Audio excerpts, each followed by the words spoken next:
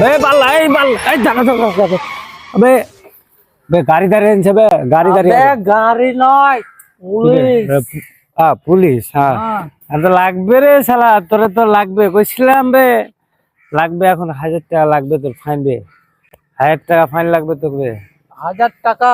হ্যাঁ 1000 টাকা ফাইন লাগবে তোকে আমি থাকতে তুই চাপ কেনে নিবি? আবে শালা তোর কারণেই তো চাপটা বে তোমার আমি কইছিলাম তোরে যে গাড়ি খেয়ে মদ চালাবি না বে কিন্তু না তুই গাড়ি খেয়ে মদ চালাবি কেমন হবে হবে কেন হবে না?